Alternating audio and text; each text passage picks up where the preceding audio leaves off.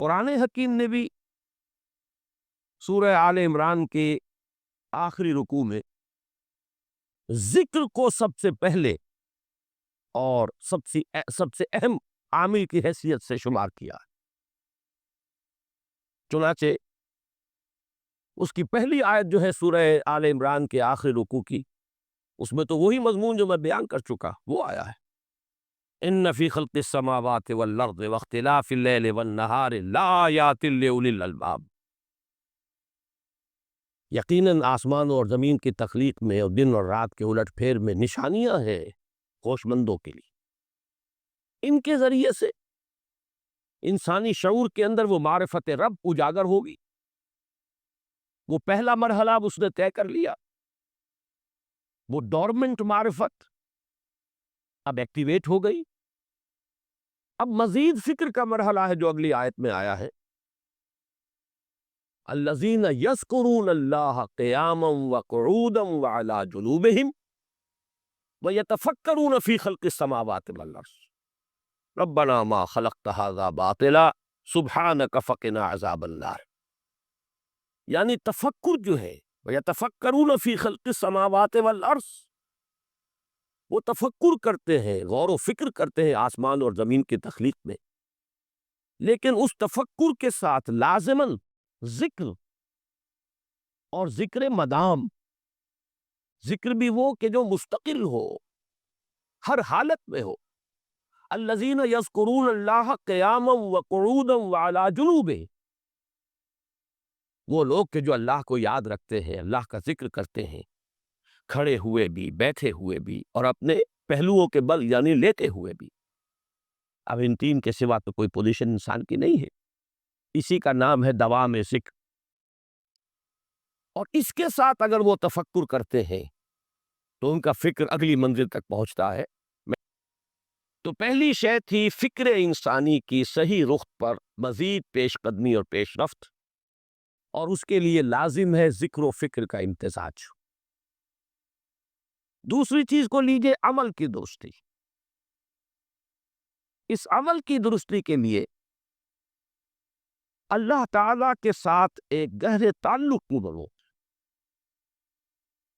اس لیے کہ صبر کی بحث میں یہ مضامین شاید آپ کے سامنے آ گئے ہو کہ صبر، جہاں مصیبت پر صبر ہوتا ہے،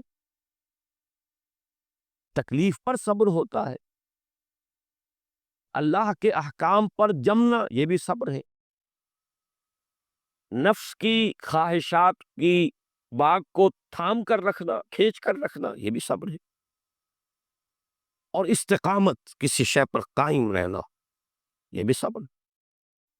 تو عمل صحیح پر استقامت کے لیے وَاصْبِرْ وَمَا صَبْرُكَ إِلَّا بِاللَّهِ، اس صبر کی سب سے اہم جو بنیاد ہے، اس کا جو سب سے بڑا ذریعہ ہے، اس کا جو سب سے بڑا سہارا ہے، وَمَا صَبْرُكَ إِلَّا بِاللَّهِ. اس کے لیے ضرورت ہے ایک گہرے تعلق کی کہ اللہ کے ساتھ ایک ایسا تعلق برقرار رہے جو نہ صرف گہرا ہو بلکہ دائم و قائم، مسلسل. ذرا ذہول ہوگا تعلق مع اللہ میں، ذرا کمی آئے گی، شیطان کا وار کاری ہو جائے. اسی کو حضور نے حدیث میں یوں تعبیر کیا ہے تمثیلاً کہ جو دل اللہ کی یاد سے غافل ہے، اس پر فارسی کا وہ مقولہ بھی ہے کہ خانہ خالی را دیو می گیرت.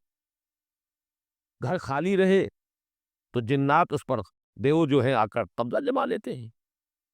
تو خانہ قلب جو ہے اگر یاد خداوندی سے خالی ہو گیا تو شیطان ابلیس لعین اپنی تھوتنی ٹکا دیتا ہے.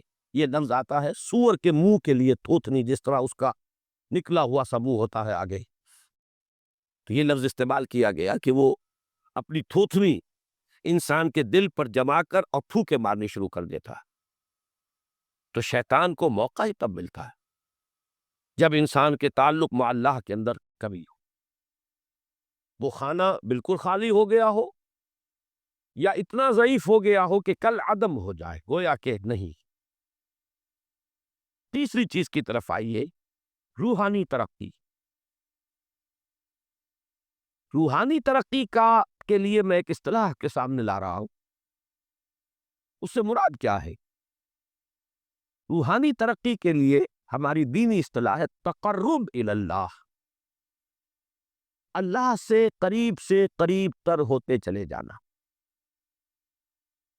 اس پر میرا ایک کتابچہ بھی ہے. تقرب الی اللہ کے دو مدارج، دو درجے، جو در حقیقت ایک حدیث نبوی علیہ الصلوۃ والسلام ہی پر مبنی ہے، کہ حضور نے ایک درجہ قرار دیا ہے تقرب بالفرائض، فرائض کے ذریعے سے انسان اللہ کا قرب حاصل کرے. ایک ہے تقرب بالنوافل، نوافل کے ذریعے سے اللہ کا قرب حاصل کرے. ان میں کیا نسبت و تناسب ہے؟ اہمیت کے اعتبار سے کون بڑھ کر ہے؟ بلندی کے اعتبار سے کون بڑھ کر ہے؟ یہ تمام مسائل میں نے اپنی اس تقریر میں بیان کیے تھے جو اس کتابچے میں شائع ہوئی ہے. اس وقت میں اس کی تفصیل میں نہیں جا رہا، صرف یہ تذکرہ اس لیے کر رہا ہوں کہ جن کو بھی خواہش ہو جائے وہ اس کا مطالعہ کرے. ہماری اس وقت کی گفتگو سے وہ کتابچہ اس جگہ پر منسلک ہوگا. تو تقرب الی اللہ، یہ تقرب کوئی فزیکل فینومینن نہیں ہے، جسمانی یا مادی مسئلہ نہیں ہے. اللہ سے قرب یہ نہیں ہے کہ کوئی کروڑوں میل کا فاصلہ ہے، اب ہمیں کوئی رسی پر چڑھنا ہے اوپر بڑی محنت اور مشقت سے. فصل تو ہے ہی نہیں، فاصلہ ہے ہی نہیں، بعد ہے ہی نہیں. نحن اقرب الیہ من حبل الورید، ہم تو انسان سے اس کی شہرگ سے بھی زیادہ قریب. ہوا معکم اینما کنتم، وہ تو تمہارے ساتھ ہی ہوتا ہے جہاں کہیں بھی تم ہو. بس صرف یہ کہ تمہاری توجہ نہیں ہوتی، تم اور چیزوں میں مشغول و مصروف رہتے ہو، تم ہماری طرف دھیان ہی نہیں دیتے، تم ہماری طرف متوجہ ہی نہیں ہوتے. ہم تو مائل بے کرم ہے، کوئی سائل ہی نہیں، راہ دکھلائیں کسے رہنما منزل ہی نہیں. انسان جب متوجہ ہو جاتا ہے اور بڑھتا ہے، آگے پیش قدمی کرتا ہے روحانی اعتبار سے، تو یہ ہے در حقیقت تقرب الی اللہ، اور اسی کو ہم کہیں گے روحانی ترقی. اب ان تین چیزوں کو اگر آپ نے ذہن میں جما لیا، پھر میری بات کی ترتیب اس کو ذہن میں قائم کیجئے. ہم چلے کہاں سے؟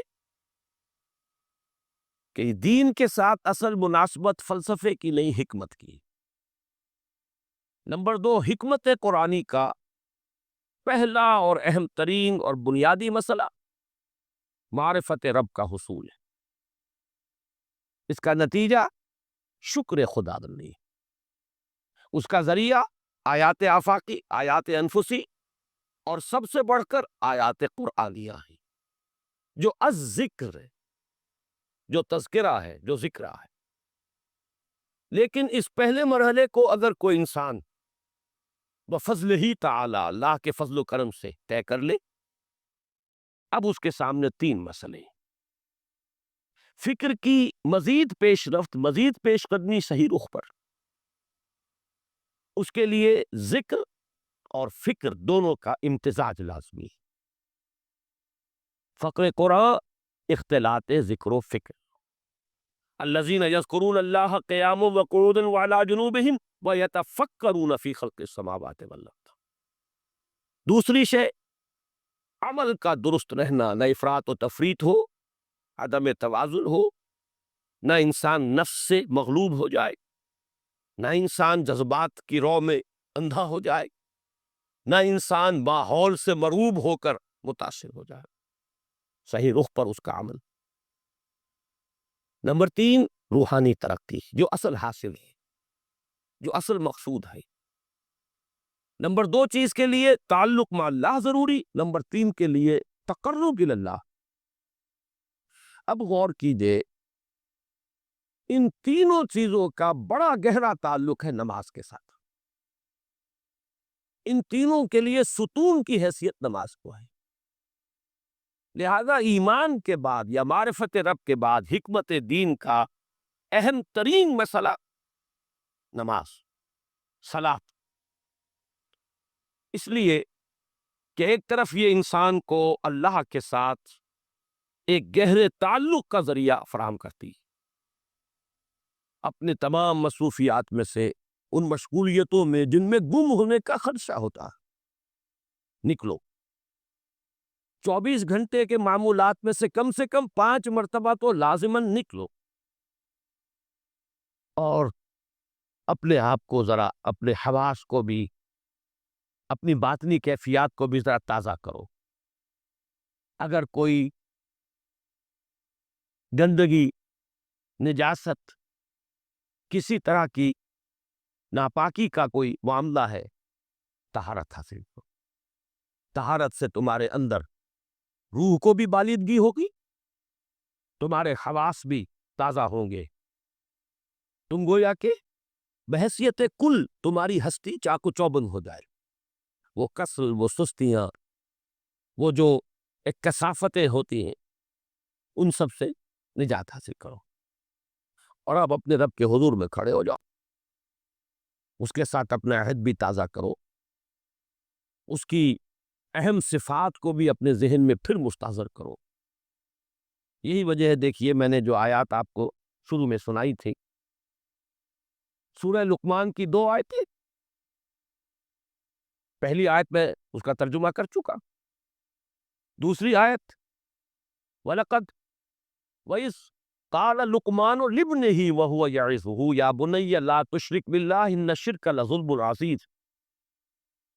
اس کے بعد درمیان میں کچھ مضمون آ کر پھر وہ آیہ مبارکہ آئی، یا بنی اقم الصلاۃ وامر بالمعروف وانہ عن المنکر واصبر علی ما اصابک۔ گویا کہ اہم ترین چیز، بنیادی ترین چیز، اللہ کو محض پہچان لینا کافی نہیں ہے، یاد رکھنا ضروری ہے۔ اللہ یاد رہے گا تو فکر صحیح آگے بڑھے گا، اللہ یاد رہے گا اور اس کے ساتھ ایک گہرا تعلق جو ہے برقرار رہے گا تو عمل درست رہے گا۔ بالکل یہی بات سورہ طٰہٰ میں جو پہلی وحی حضرت موسیٰ علیہ السلام پر ہوئی، اور پہلا مخاطبہ ہے، چونکہ حضرت موسیٰ کو یہ انبیاء کرام کے مقدس گروہ میں ایک امتیازی حیثیت حاصل ہے کہ ان سے براہ راست گفتگو ہوئی ہے، اگرچہ صرف ایک پردہ تھا، اوٹ من ورائے حجاب گفتگو ہوئی ہے، لیکن یہ کہ کوئی فرشتے کا درمیانی جو ہے وہ لنک نہیں تھا، براہ راست اللہ تعالیٰ نے حضرت موسیٰ علیہ السلام سے کلام فرمایا۔ کلم اللہ موسیٰ تکلیما، موسیٰ سے تو اللہ نے کلام فرمایا جیسے کہ کلام کیا جاتا ہے۔ تو پہلا مخاطبہ ہے، یہ پہلا مکالمہ ہے، پہلی وحی کہیے، اسی میں یہ الفاظ بھی موجود ہیں، اننی انا اللہ لا الہ الا انا فاعبدنی واقم الصلاۃ لذکری۔ یہ گویا کہ حکمت قرآنی کا ایک بہت بڑا خزانہ ہے یہ آیت مبارکہ، کہ خود حضرت موسیٰ علیہ السلام کو جو ہدایت دی جا رہی ہے، میں ہوں، میں اللہ، اننی انا اللہ لا الہ الا انا، میرے سوا کوئی معبود نہیں، فاعبدنی، بس میری بندگی، میری عبادت، میری پرستش، میری محبت، اس کو اختیار کرو۔ وَأَقِمِ الصَّلَاةَ لِذِكْرِي، اور نماز کو قائم رکھو میری یاد کے لیے۔ بلکہ اسی سلسلہ کلام میں آگے چل کر سورہ طٰہٰ میں آتا ہے، کافی گفت و شنید کے بعد جب حضرت موسیٰ نے کچھ معذرت بھی کی، کچھ دعائیں بھی کی، اللہ نے ایک دعا قبول بھی کی کہ ان کے بھائی کو بھی شریک کر لیا، حضرت ہارون کو بھی۔ اس کے بعد پھر جب فرمایا کہ اب جاؤ فرعون کی طرف، تو اس میں فرمایا وَلَا تَنِيَا فِي ذِكْرِي، اور دیکھنا یہ جو عظیم مشن تمہارے کندھے پر آ گیا ہے، بڑا بھاری اور کٹھن ایک فرض ہے جو تم پر عائد ہو گیا ہے، اس کے لیے سب سے بڑی تمہارے پاس جو قوت کا ذریعہ ہے وہ نماز ہے۔ اقیم فلا تنیا عن ذکری، میری یاد میں کبھی غفلت نہ کرنا، اس میں کبھی کوئی کمی نہ آنے دینا۔ جیسا کہ میں نے عرض کیا تھا کہ جیسے ہی وہ تعلق جو ہے کمزور پڑتا ہے یا منقطع ہو جائے معاذ اللہ، تو پھر انسان گویا کہ شیطان کے لیے ایک لقمہ تر بن جاتا ہے۔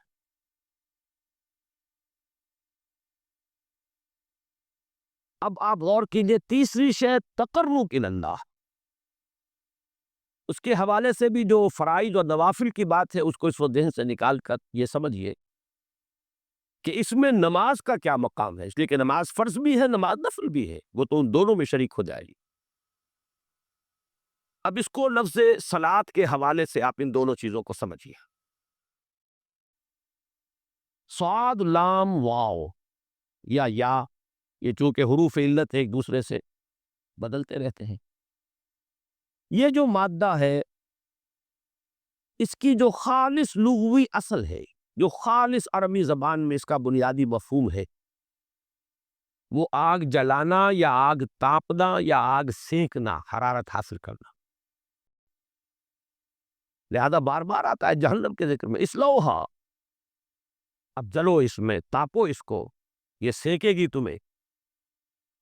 بلکہ تفپلون کا لفظ آیا ہے حضرت موسیٰ کے کلام میں، جب وہ گئے تھے کوہ طور پر، جب پہنچ گئے تو تھے آگ کی تلاش میں، لعلکم تصطلون، تو اپنے اہل خانہ سے یہی کہا تھا کہ مجھے کہیں وہ روشنی نظر آ رہی ہے، غالباً کوئی وہاں سے آگ مل سکے گی، ورنہ یہ کہ کوئی رہنمائی کو رستہ مجھے مل سکے گا، میں وہ آگ لے آؤں گا، کوئی چنگاری وہاں سے لے آؤں، لعلکم تصطلون، تاکہ تم، اب یہ اصطلاح در حقیقت باب افتعال ہے، اور یہ تے یہاں پر توئے کی شکل اختیار کر گئی، تا نے توبن یہ صورت اختیار کی صاد کی وجہ سے۔ بہرحال اس کا سب سے بنیادی مفہوم جو ہے وہ ہے تاپنا، سکائی حاصل کرنا، حرارت۔ اس کے حوالے سے سمجھ لیجئے کہ سب سے بنیادی تعلق اس کا جو ہے وہ روح کے ساتھ ہے۔ روح میں محبت خداوندی کی آگ اگر ٹھنڈی پڑ گئی ہو، اگر محبت خداوندی کی حرارت میں کمی ہو رہی ہو، تو اس کو اثر نو، جس کو کہ میں آج سوچ رہا تھا تو ایک لفظ ذہن میں آیا کہ جیسے بیٹری اس کو ریچارج کیا جاتا ہے، اسی طریقے سے روح کے اندر محبت خداوندی کی اس حرارت کو اثر نو تازہ کرنا، یہ ہے در حقیقت نماز کا اصل مقصد۔ اس لیے کہ اس لفظ کا بنیادی مفہوم، اصل لغوی مفہوم تو یہ، اگرچہ اس کا سب سے زیادہ کثرت سے جو استعمال ہوتا ہے، اور لفظ صلاۃ جس سے در حقیقت جس تصور پر مبنی ہے وہ ہے اقدام، کسی کی طرف متوجہ ہونا اور پھر دعا۔ صلاۃ کا سب سے قریبی مفہوم لفظی جب بیان کیا جائے گا، اس سے مراد، اس کے معنی، تو دعا اس میں اہم ترین، کسی کی طرف توجہ کرنا، مناجات کرنا، گفتگو کرنا، مخاطبہ، مکالمہ، دعا، یہ در حقیقت صلاۃ کا سب سے بڑا اصطلاحی مفہوم ہے۔ لیکن جو اس کا مادہ ہے، صاد لام واو یا صاد لام یا، اس کا اصل مفہوم جو ہے وہ تاپنا، حرارت حاصل کرنا۔ تو ان دونوں کے حوالے سے عرض کر رہا، وہ تاپنا اور حرارت حاصل کرنا وہ ہے روح کے اعتبار سے۔ وہ جو کہا اقبال نے کہ بجھی عشق کی آگ اندھیر ہے، مسلمان نہیں راہ کا ڈھیر، یہ عشق کی آگ جب بجھ جاتی ہے، در حقیقت یہی تو انسان کی روحانی موت ہے۔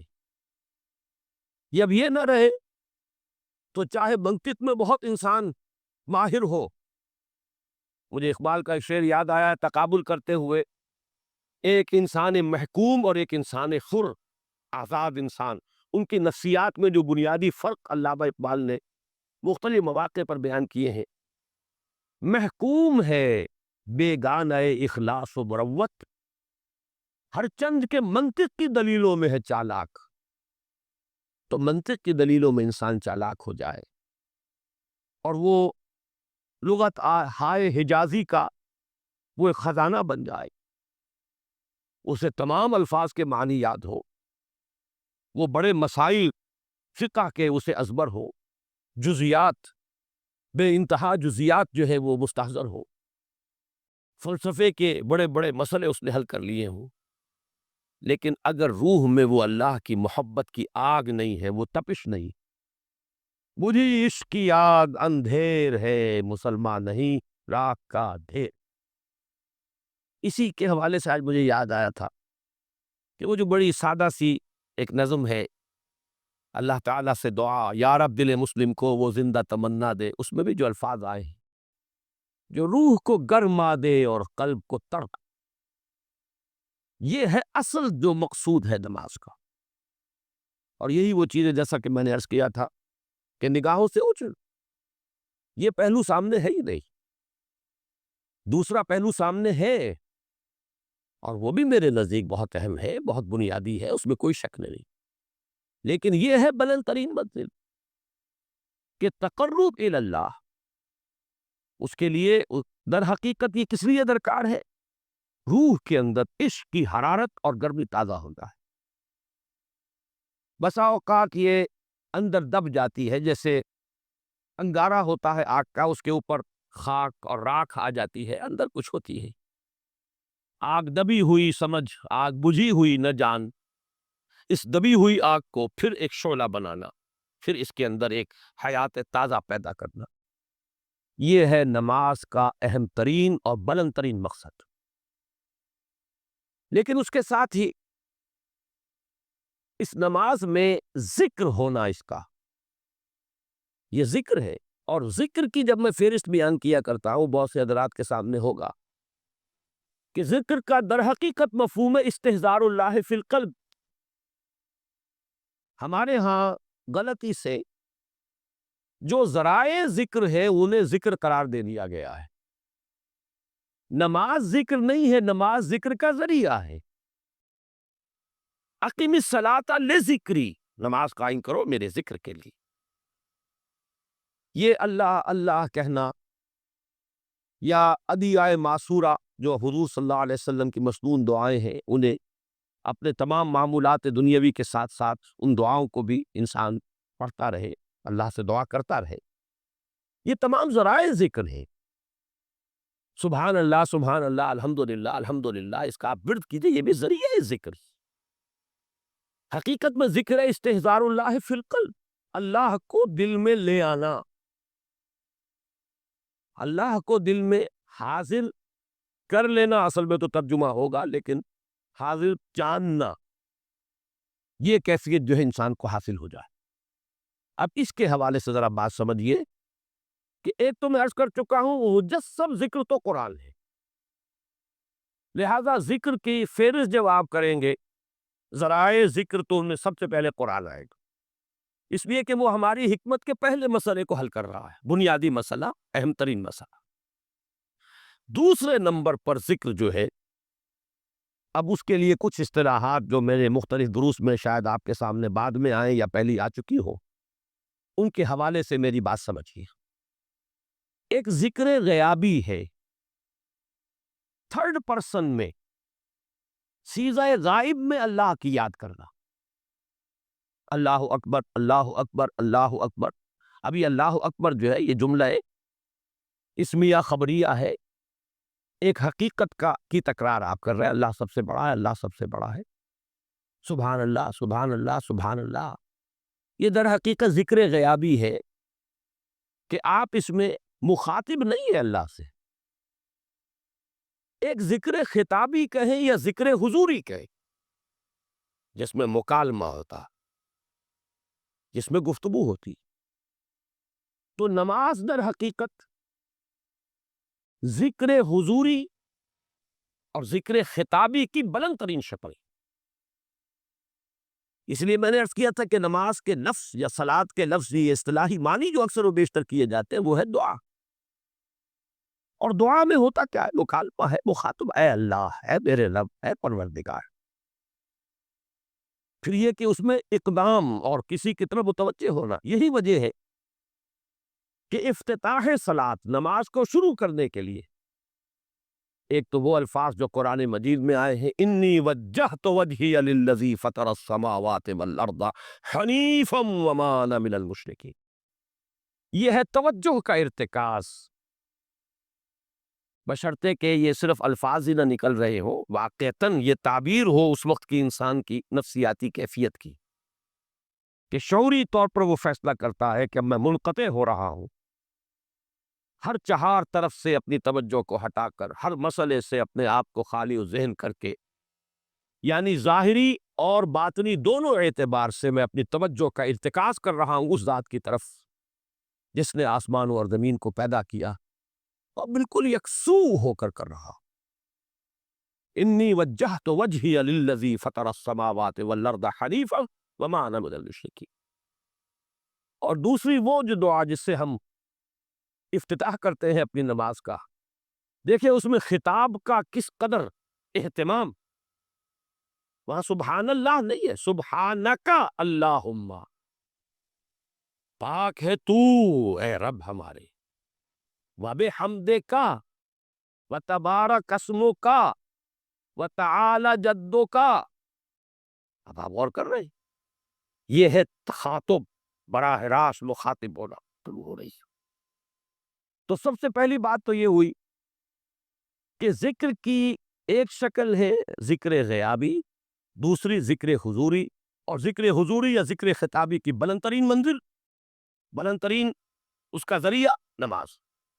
اس کو ایک پہلو سے اور سمجھ لیجئے، سورہ فاتحہ جب پھر ہم پڑھتے ہیں جسے الصلاۃ کہا گیا ہے، جو لب لباب ہے، خلاصہ ہے، اس میں پھر تدریجاً غیاب سے حضور کی طرف پیش قدمی ہوتی ہے۔ الحمدللہ رب العالمین الرحمن الرحیم مالک یوم الدین، یہ ذکر غیابی ہے، اس میں ابھی خطاب نہیں آیا۔ یہ وہی جملہ اسمیہ ہے، کل تعریف اس اللہ کے لیے ہے جو تمام جہانوں کا پروردگار ہے، مالک ہے، جو رحمان ہے، رحیم ہے، جزا و سزا کے دن کا مختار و مالک ہے۔ اب یہ غیاب سے حضور کی طرف، ایاک نعبد و ایاک نستعین اہدنا الصراط المستقیم، یہ ہے وہ۔ اب پہلے ایک معاہدہ ہے، ایک اقرار ہے، اعتراف ہے، وعدہ ہے، اور پھر دعا ہے، استدعا ہے کہ حضور نے فرمایا، یقول اللہ تعالی، اللہ یہ فرماتا ہے، اسی لیے اس کو حدیث قدسی کہے، قسمت الصلاۃ بینی و بین عبدی نصفین، میں نے نماز کو اپنے اور اپنے بندے کے مابین آدھا آدھا تقسیم کر دیا ہے۔ اب یہاں تک تو جملہ ہے اللہ کا، یہ ہے حدیث قدسی۔ اب آگے جو ہے نریشن اس کی جو ہے حضور صلی اللہ علیہ وسلم کی جانب سے ہے، یعنی خبر دے رہے ہیں وہ اللہ کی طرف سے ہی۔ ویسے تو تمام احادیث ہی گویا کہ ہم سمجھتے ہیں انسپائرڈ تو اللہ کی طرف سے ہی ہے، لیکن یہ کہ جہاں صراحت ہو کہ اللہ کہتا ہے وہ حدیث قدسی۔ تو یقول اللہ تعالی قسمت الصلاۃ بینی و بین عبدی نصفین، یہاں تک تو حدیث قدسی۔ اب دوسری عام حدیث ہے، اذا قال العبد الحمد للہ رب العالمین یقول اللہ تعالی حمدنی عبدی، جب بندہ کہتا ہے الحمد للہ رب العالمین، پروردگار کہتا ہے میرے بندے نے میری حمد کی۔ جب بندہ کہتا ہے الرحمن الرحیم، پروردگار فرماتا ہے ثنا علیہ عبدی، میرے بندے نے میری ثنا کی، بڑی تعریف کی۔ جب بندہ کہتا ہے مالک یوم الدین، اللہ فرماتا ہے مجدنی عبدی، میرے بندے نے میری بڑی بزرگی بیان کی ہے، تمجید کی ہے۔ پھر جب بندہ کہتا ہے ایاک نعبد و ایاک نستعین، اللہ فرماتا ہے ھذا ما بینی و بین عبدی ولعبدی ما سأل، یہ ہے میرے اور میرے بندے کے درمیان۔ یہ تو معاہدہ ہے نا، معاہدے میں تو دو فریق جکڑے جاتے ہیں، بند جاتے ہیں، یہ میرے اور میرے بندے کے درمیان ہے، اور میرے بندے نے جو طلب کیا میں نے دیا، اس لیے کہ اس میں طلب بھی تو ہے، ایاک نستعین، تیری مدد چاہتے ہیں ہم، یہ طلب ہے، اسی کی شرح ہے جو اب آخری تین آیتیں ہیں، پروردگار ہم تیری مدد چاہتے ہیں، پروردگار ہم تیری ہی بندگی کرتے ہیں اور کریں گے، اور تیری ہی مدد چاہتے ہیں، چاہیں گے۔ اگر حال میں اس کا ترجمہ کریں گے زمانہ حال کے اعتبار سے، اس لیے کہ فعل مضارع میں تو دونوں موجود ہیں، شامل ہیں، تو یہ ایک اعتراف ہے، اظہار حال ہے۔ اللہ کرے کہ وہ واقعتاً صحیح اظہار حال ہو، ہم واقعی اللہ کی بندگی کرتے ہوئے یہ کہیں کہ ایاک نعبد، ورنہ اگر ہماری اصل صورتحال سے وہ مطابقت نہ رکھتا ہو تو پھر تو ایک طرح کا جھوٹ ہو جائے گا، غلط بیانی ہو جائے گی۔ इय्याक नअबुदु, तेरी ही बंदगी करते हैं और मुस्तकबिल में कीजिए, करेंगे, ये है अहद। तेरी ही मदद चाहते हैं, तुझी से मदद तलब करते हैं, तुझी से मदद चाहते रहेंगे। इसके लिए फरमाया वले अब्दी मा साल। और फिर उसके बाद वो इस्तदा है, या इहदिना सिरातल मुस्तकीम सिरातल लज़ीना अनअमता अलैहिम गैरिल मग़दूबि अलैहिम वलद्दाल्लीन। उस हदीस में इसको एक ही जुमले को लिया गया है, एक ही जुमले की हैसियत से। जब बंदा ये कहता है तो अल्लाह फरमाता है हाज़ा ले अब्दी व ले अब्दी मा साल, ये खालिस मेरे बंदे के लिए है। इस बंदे ने एक दरखास्त पेश की है, अब मैंने ग्रांट की, वो एप्लीकेशन, वो रिक्वेस्ट ग्रांटेड, हमने दे ली। वले अब्दी मा साल, ये है इसकी तासीर का आलम, बशर्ते के मामला वो शऊर के साथ, बशर्ते के मुताबिकत हो जाहिर और बातिन की, बशर्ते के मुताबिकत हो कौल और फेल की। तो इसका इतना ऊंचा मकाम है कि एक एक जुमला इधर अदा हुआ, उधर अल्लाह की तरफ से रिस्पॉन्स मिल रही है। अफलाक से आता है लालों का जवाब आखिर, उठते हैं हिजाब आखिर, करते हैं खिताब आखिर। Lady quise cosa sonae perché hote हुए हाली दियर किसे को सुनाए आपकी होते हुए हाल दिल किसे को सुनाए आपकी ओ देखो जमीन में अकड़ कर ना चलो, ये तमर्रुद और तकब्बुर और ये इंसान का अपने आप को कुछ समझना, ये हम इससे पहले पढ़ चुके हैं हजरत लुकमान की नसीहतों में भी। इसलिए ये तकब्बुर जो है बहुत बुरी शय है। जैसा कि मैं अर्ज कर चुका हूं, उस मौके पर भी मैंने अर्ज किया था, फरमाया गया है एक हदीस में, ला यदखुलुल जन्नता मन काना फी क़ल्बिही मिस्क़ाल हब्बतिन मिन किब्र। जन्नत में हरगिज दाखिल नहीं हो सकेगा वो शख्स जिसके दिल में राई के दाने के बराबर भी तकब्बुर है। अल्लाह ताला फरमाता है किब्रो रिदाई, तकब्बुर तो मेरी चादर है, ये एक ऐसा लिबास है जो मुझे ज़ेब देता है। अल्लाह के नामों में से अल मुतकब्बिर है, अल मलिकुल कुद्दूसुल सलामुल मुमिनुल मुहैमिनुल अज़ीज़ुल जब्बारुल मुतकब्बिर। अगर आप तकब्बुर करते हैं तो ये ऐसा है कि जैसे किसी की शाने से, उसके कंधे से उसकी चादर खींच ली जाए। ये अरब में भी और हमारे यहाँ पठान कल्चर के अंदर भी ये सबसे बड़ी तौहीन है, अगर आपने किसी के कांधे पर से उसकी चादर खींच ली, गोया कि उसे आपने दंगा कर दिया, और इस तौहीन का फिर वो बदला लेता। तो तुम मेरी चादर घसीट रहे हो मेरे कांधे से, ये तो मेरी रिदा है,